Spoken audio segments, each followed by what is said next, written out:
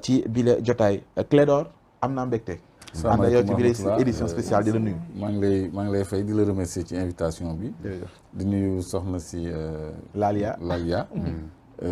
moom ñu gën ko xamee ci sport bi. ñu koy féliciter aussi. ak suñu co-débatteur bi suñu co-invité bi. plutôt monsieur Cissé. jërëjëf maa ngi koy wax léegi daañu waxtaane guerre bi. waaye daañu sóobu ci actualité bi ci gën a fës te ñu koy bàyyee xel di ko waxtaane ba bi ñu xëyee tey presse bi ñëw ci mooy Ousmane Sonko bi doon jàkkaarloog démb ñenn ci taskatu xibaar yi am na yu bëri nag yu mu ci wax d'abord damay def tour de table ma mujjee ak yow wala ma njëkkee ak yow ma mujjee ak yow maa ngi ñëw ci yow Mansour lu la gën a frappé lan nga gën a retenir ci Ousmane Sonko démb soo koy xool ci forme beeg ci fond bi loolu ci mën a wax. Bon, d'abord le casting des médias. Ah waaw. lu tax invité wul Sénégal 7 lu tax invité wul Soleil mais bon bref mais xam nga aussi tamit le journaliste c'est celui qui a le sixième sens waaw Sud FM la jël DTV que des organes que nous respectons naturellement voilà Walfadjri ak 24 heures donc ñooñu la jël def ak ñoom waxtaan mais loolu c'est juste une parenthèse pour embrayer véritablement sur ta question mooy maanaam sujet bi dafa doon sujet boo xam ni ëpp na sax ñu koy bàyyi noonu te duñ ko vidé parce que fukki nit ak ñeent ñoo ci faatu parce que cooli loolu la Adji Sarr mu génn wax man xamoon naa ne ci semaine bi Ousmane Sonko day génn wax xaaroon nga ko mais kooku c'était calculé kooku c'est dans son agenda Adji Sarr moo dem wax foo xamante ne bii RFI la tudd te rubricage wala rubrique bi ñu ko invité mu ngi tudd invité Afrique man mos nañ ma fa invité ki ma interrogé moo ko interrogé mu ngi tudd Charlotte Idrac foofu su ma jumulee c'est 46 millions d'auditeurs. waaw 46 millions. comprendre nga foofu la Adji Sarr wax.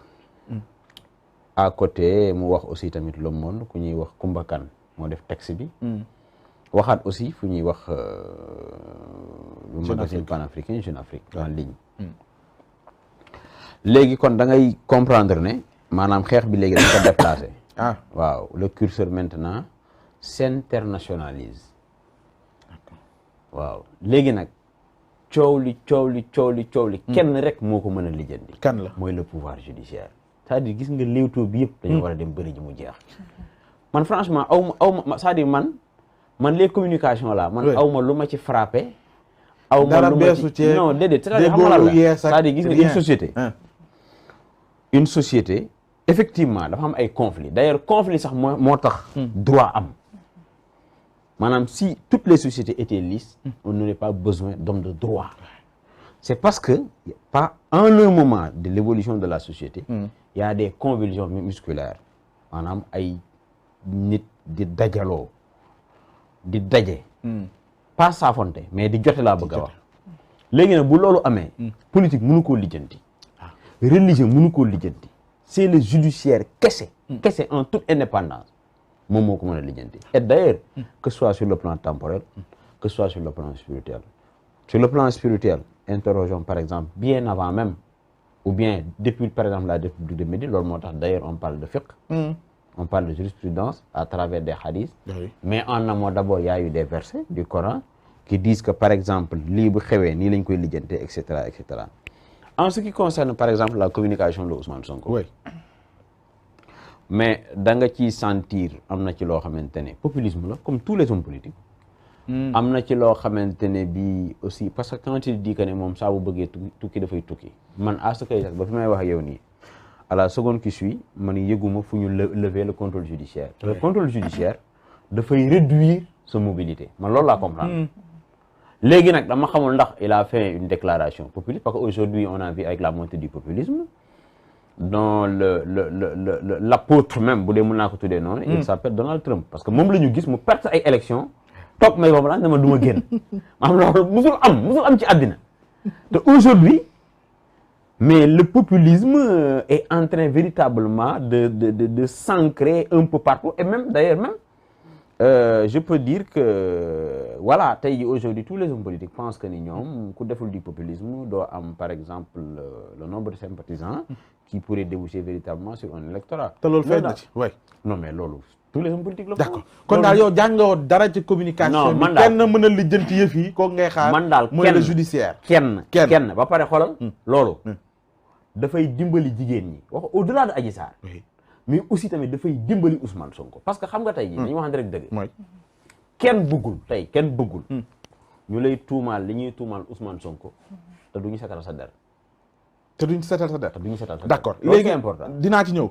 Clédor su waxee ni ñaari possibilités yi ñoo mën a am non lieu wala classé sans suite bu mu ci mënti doon beneen dossier lay ubbeeku boo xamante ne moom ci boppam mooy porter plainte pour que mbir yi leer. effectivement ci discours am comme ni waxee da nga koy rejoindre que ni amul dara luñ bees déggoo ci dara y a rien ci fond beeg ci forme bi noo ko jàngatee finalement. si am na lu ci bees. parce que am na benn aspect boo xam ni défiance la par rapport à l'appareil judiciaire bi nga xam ne Ousmane Sonko daf ko pointer du doigt de façon très claire. dem na sax ba ni juge bi ñemewu ko woo 4 mois ñeme donc ça c'est un défi. mu ngi xaar ñu woo ko su bëggee tukki dina tukki. du dem signer ji. donc ça c'est des actes de défi.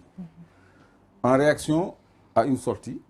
génne passeport diplomatique. waaw ni maa ngi sama passeport mën naa voyager quand je rappelle l'épisode de Omar Sarr. génnoon na fii. exactement donc parce que défi la aussi. parce que les hommes politiques dinañ am foo xam ne fu ñu bu ñu fa tolloo. que ce soit le pouvoir judiciaire le pouvoir exécutif ou le pouvoir législatif. dañ koy défier imprimer rapport de force. pour obtenir seen ay acquis. ça on est en politique. léegi li ko waral c'est consécutif. ci sortie boo xam ne bëgguma ñu tuutil ko muy sortie Adji Sarr bi ñu doon wax nii parce que quand même yéen vous êtes dans la communication xam ngeen luy shooting gis ngeen photo yi ñu génnee derrière le rideau après derrière des grilles après tout en noir cheveux blonds yi mu doon def avec le teint clair tubaab ñu dindi ko ñu jox ko une certaine africanité kooku c'est un travail avec un objectif défini. léegi le journal Le Monde c'est un médium français. Jeune Afrique c'est un médium qu'on peut qualifier même de français.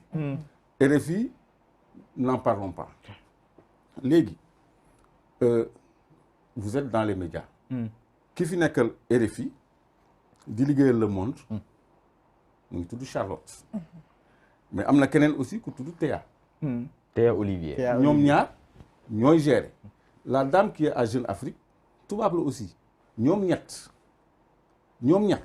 benn say lañu